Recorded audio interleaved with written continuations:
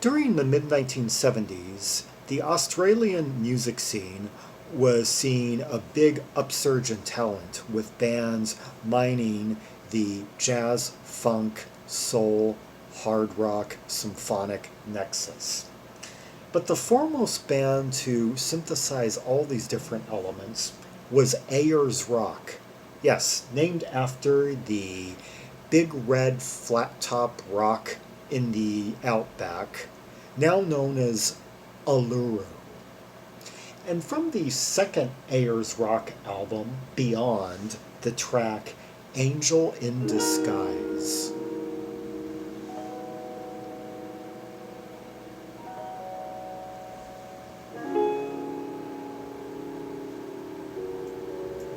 Some very beautiful piano to start things off.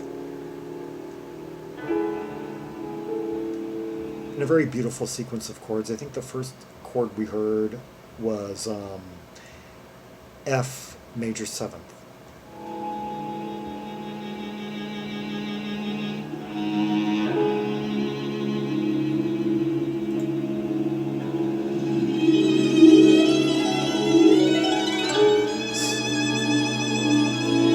Some sweet harp there.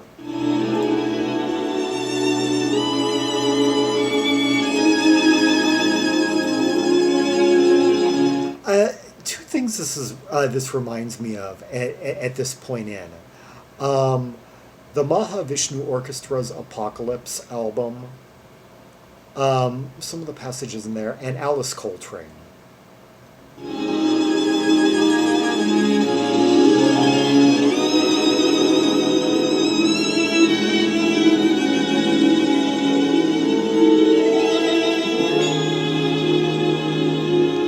Like love song type back. It would be perfect chords for kind of like an open cadence romantic ballad, lush romantic symphonic ballad.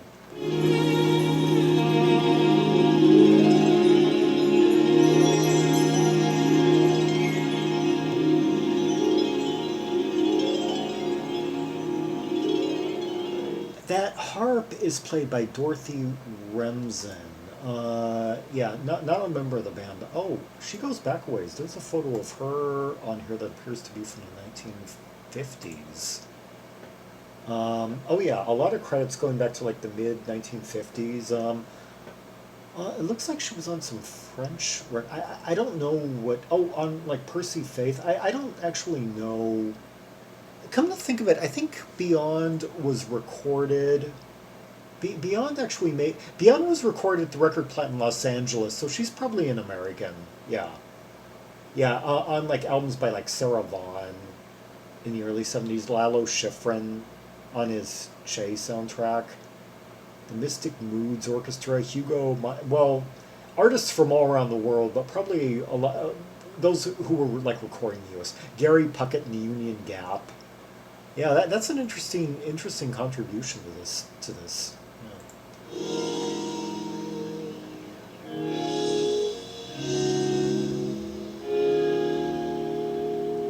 That I don't know exactly what's creating that sound, but it sounds very similar to the sound at the beginning of Los Indos by Genesis, which is also in the middle of the B-side It's Yourself by the band that appeared on the B-side to Your Own Special Way.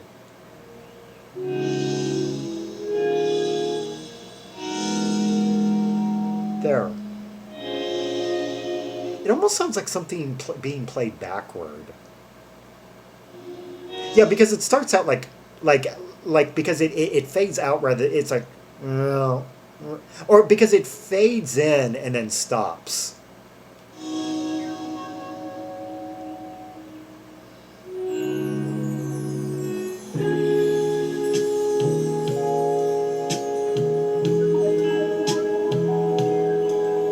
Those liquidy sounds with the sustained light guitar.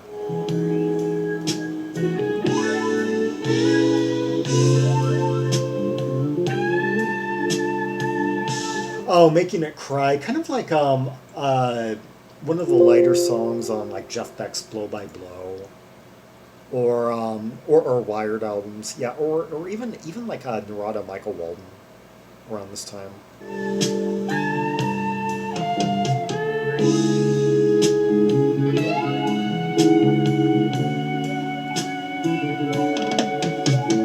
And I also love the bass line, just kind of smooth, waving along.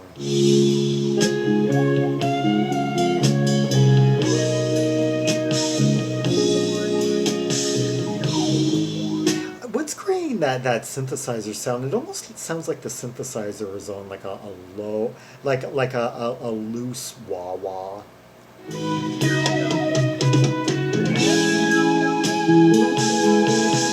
Yeah, yeah. Did they ever attach synthesizers to wah wah pedals?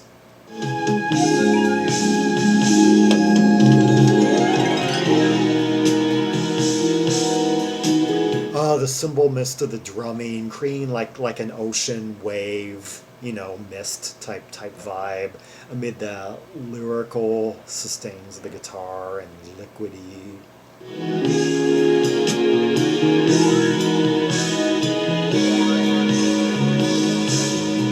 This is like, I don't know, like a walk along the Gold Coast or something.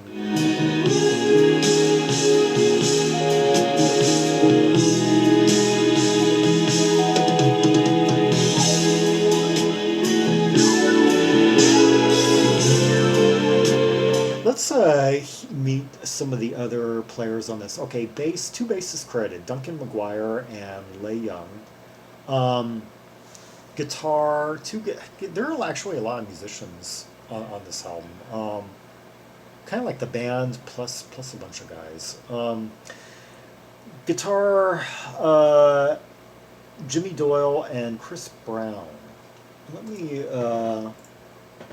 Yeah.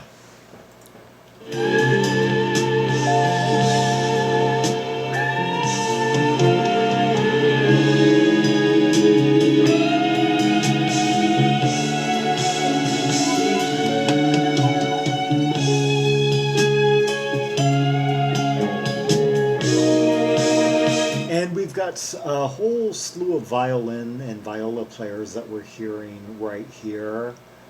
And arrangements by yeah.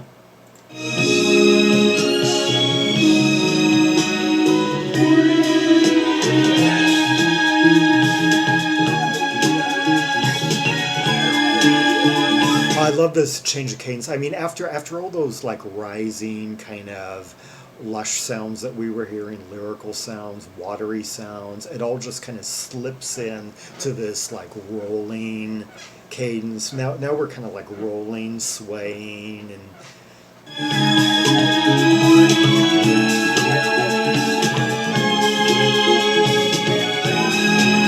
here's like the mesh of the violins.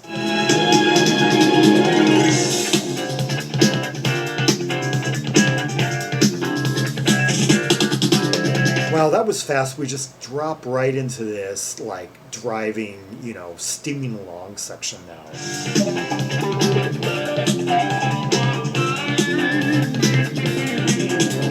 It's almost like we've hitched a ride on a speedboat. It's like we were like coasting the waves and then.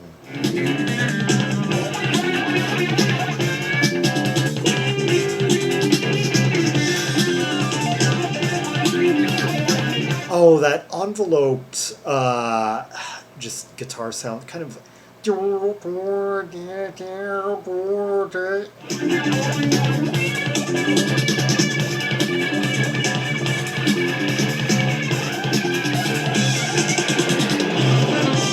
Those kind of phased drum rolls.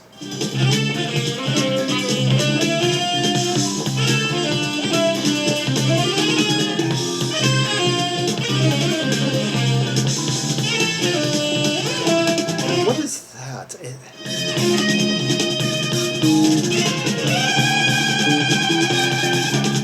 And I'm hearing that kind of wah-wah sound, but I can't quite detect exactly what instruments are.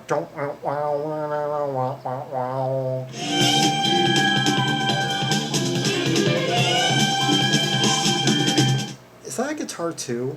because it's a very different sound than the other. Okay, so it makes sense now that we have two lead guitarists on this track with a very different like pedal setup.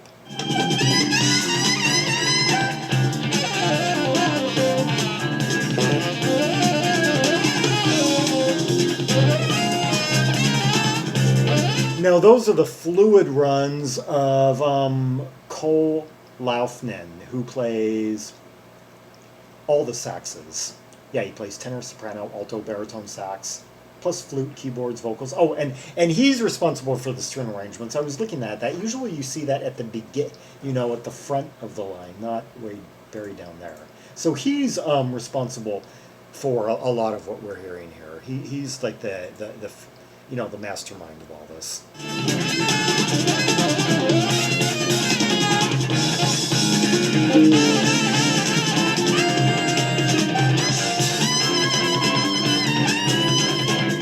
Yeah, this is his composition too.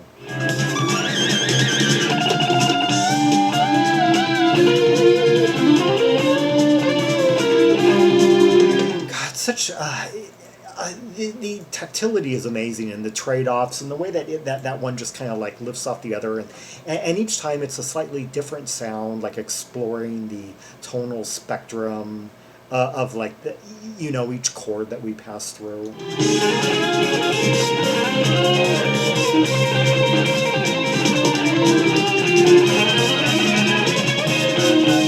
This is like slightly more fluid legato than some of those other like guitar solos we heard.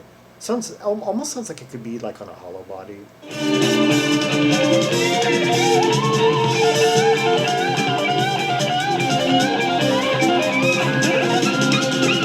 Those like stormy drums just riding, like avalanches right through this, and the lush strings giving it all that thickness and beauty.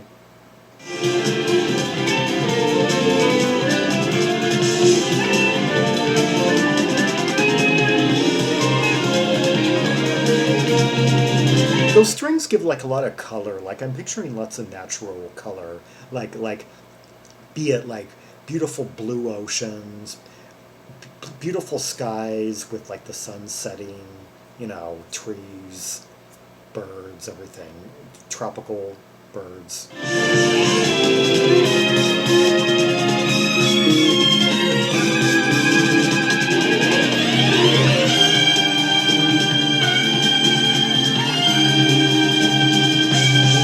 These chromatic descents with that crying, soaring guitar.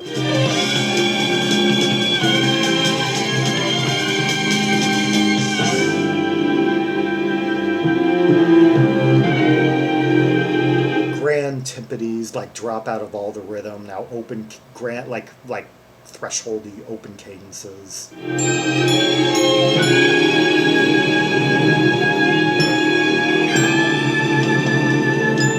Heaven's Gate.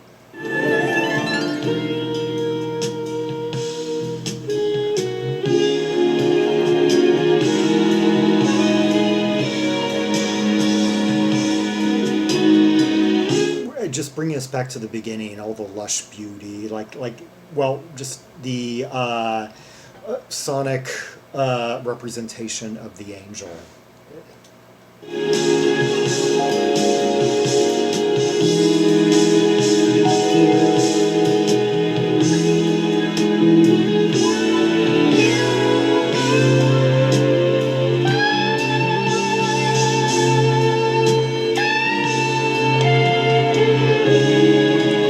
Crying guitars, liquidy sounds in the background, lush strings, well.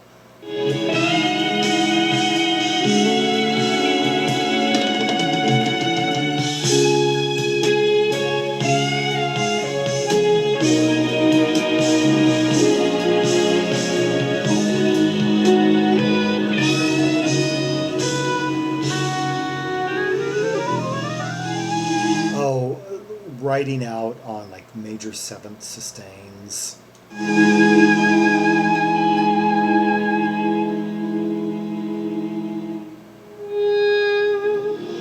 Just letting things kind of drip and ooze over that kind of slanted, I-type tonality.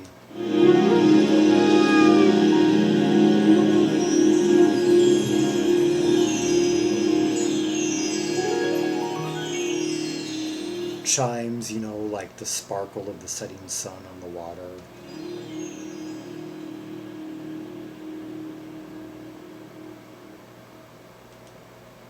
That was Ayers Rock with Angel in Disguise from their 1976 second album, Beyond.